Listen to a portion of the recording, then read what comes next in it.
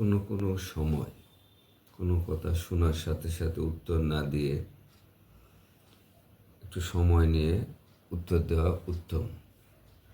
আর সেটা কেন দরকার আর কিভাবে সম্ভব, আজকে আমরা সেই বিষয়ে একটু আলোচনা করব।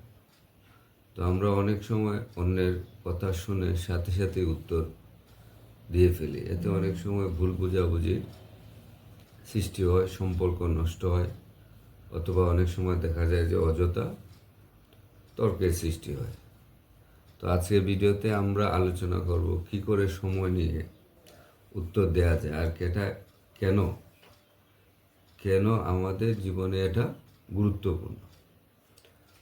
তো আমরা আসলে প্রথমে দু একটা সমস্যার কথা, যেগুলো সমস্যার কথা আলোচনা করি, যেগুলো আমরা প্রত্যেক দিনই এগুলা ফিল করি বা পাই। তো যেমন ধরেন যে আপনার অফিসের কথাই ধরেন, হয়তো আপনার কেউ আপনার অফিসে এসে বা আপনার বস বা আপনার অধস্তন কেউ হয়তো রাগ করে কথা বলে, আপনি সাথে সাথে রেগে উত্তর দিলে তাহলে পরিস্থিতি স্বাভাবিকভাবে আরও খারাপের দিকে যাবে, সেটা ভালো হওয়ার কোনো সম্ভাবনা কমে যায়। তো আবার অফিসে এসে মিটিংয়ে কেউ প্রশ্ন করলো, আপনি ভেবে না দেখে উত্তর দিলেন, নয়তো ভুল তথ্য চলে যাবে। তাই সাথে সাথে জবাব না দিয়ে কিছু সময় নিয়ে উত্তর দেওয়া হচ্ছে বুদ্ধিমানের কাজ, যেটা আসলে বাস্তব জীবনে আমাদের পক্ষে অনেক সময় সেটা সম্ভব হয় না, কারণ আমরা আসলে ওই বিষয়টা নিয়ে কোনো রকম চিন্তা ভাবনা করি না। তো আসলে কেন সময় নিয়ে উত্তর দেওয়া উচিত সেই বিষয়টা যদি আমরা জানি, তাহলে আমাদের পক্ষে সহজ হবে যে কেন এই কাজগুলো করা উচিত। তো আসলে মনকে শান্ত রাখার জন্য আপনার আবেগের সময় আমরা সঠিকভাবে বিচার করতে পারি না। তো সেই কারণে আমাদের একটু সময় নেওয়া দরকার, সময় নিলে উত্তর দিতে সহজ হবে।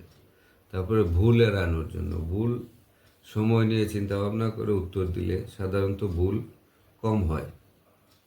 তারপরে ধরে সামাজিক সম্মান রক্ষার জন্য, আপনি যদি শান্ত চিন্তাশীল মানুষকে সবসময় মানুষ বেশি সম্মান করে, তো এই বিষয়টা চিন্তা করে আমাদের উচিত একটু সময় নিয়ে উত্তর দেওয়া। আর এটা হলো যে আপনার সবচেয়ে বড় জিনিস যেটা, সেটা হলো সমস্যা সমাধানের জন্য। আপনি তাৎক্ষণিক যদি রিয়াকশন করেন বা উত্তর দেন, তাহলে সেটা সমাধান আসবে না, বরং চিন্তাশীল উত্তর সমাধান আনে। তো সেই হিসাবে আপনি যদি একটু সময় নিয়ে উত্তর দেন, তাহলে নিশ্চিত যে আপনি ভালো উত্তর দিতে পারবেন। তো সেই ক্ষেত্রে আপনি জিতে যাওয়ার সম্ভাবনা বেড়ে যাবে। তো আসলে কিভাবে আমাদের এই সময় নিয়ে উত্তর দেবে, সেটা একটা পন্থা আমাদেরকে জানতে হবে। তো এই পন্থাটা হচ্ছে যে আপনি যখনই কোনো কিছু শুনেন, তখন এটা গভীরভাবে শ্বাস নেবেন। অন্তত কেউ কথা বলার সাথে সাথে কথা না বলে অন্তত 3 সেকেন্ড শ্বাস নিয়ে থামুন। 3 সেকেন্ড থেমে তারপর উত্তর দিন। মাথায় রিফ্লে করুন। কথাটা আসলে বেশ মজার। কথাটা হচ্ছে নিজের মনকে বলুন এবং বুঝুন আসল অর্থ। তো উনি যে কথা বলতেছে, উনি কি বলছে সেটা নিজের মনের মধ্যে ঘুরাইলে বোঝা যাবে যে আসলে আপনি উত্তরটা সহজে দিতে পারবেন। তারপরে প্রশ্ন করুন, সাথে সাথে অনেক সময় উত্তর না দিয়ে তাকে প্রশ্ন করুন, আপনার কথা আমি ভেবে নিচ্ছি, একটু সময় দিন, এরকম করে একটু প্রশ্ন করতে পারে। তখন সে তার মোটিভ বোঝা যাবে আরও ভালো করে। তারপরে ধরুন লিখে রাখতে পারেন। অনেক সময় দেখেন যে অফিস বা পড়াশোনার বিষয়ে নোট করুন, তারপর উত্তর দিন। যেমন আদালতে আপনি যদি একটু সময় নিয়ে উত্তর দেন বা একটু নোট করে রাখেন প্রতিপক্ষের কথা বা বিচারকের কথা, তাহলে আপনার পক্ষে সহজ হবে সুন্দর উত্তর দেওয়া, এবং সেই ক্ষেত্রে আপনার মামলায় জিতে যাওয়ার সম্ভাবনা অনেক সময় বেড়ে যায়। তারপরে বলুন সময় চাইতে শিখুন। সময় চাইতে হবে যে কারোর কাছে, যে আপনি উত্তর দেওয়ার আগে একটু চিন্তা করবেন যে আমি একটু ভেবে উত্তর দিচ্ছি। অনেক সময় সেটা 2 মিনিট পরে দিতে পারেন, 5 মিনিট পরে, অনেক সময় 1 ঘন্টা পরে, বা প্রশ্নের অবস্থান বুঝে আপনি দীর্ঘ সময় নিয়ে উত্তর দিতে পারেন। অনেক সময় 5 দিন, 7 দিন, 1 মাস, 1 বছর করে উত্তর দেন, কিন্তু সময় নেই।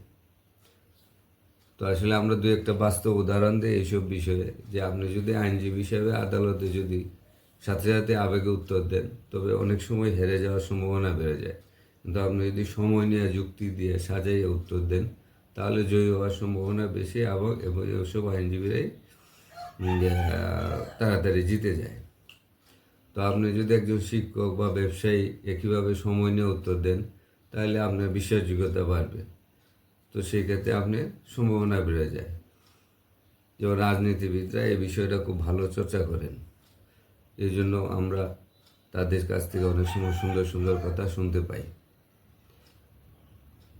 তো শেষ বেলায় এসে আমরা এখানে বলতে পারি যে আপনার একটা জিনিস মনে রাখতে হবে যে দ্রুত উত্তর দেওয়া কখনোই বুদ্ধিমত্তার কাজ নয়, বরং সময় নিয়ে উত্তর দেওয়া আপনাকে আরও সম্মানিত করবে এবং করবে জ্ঞানী এবং সফল।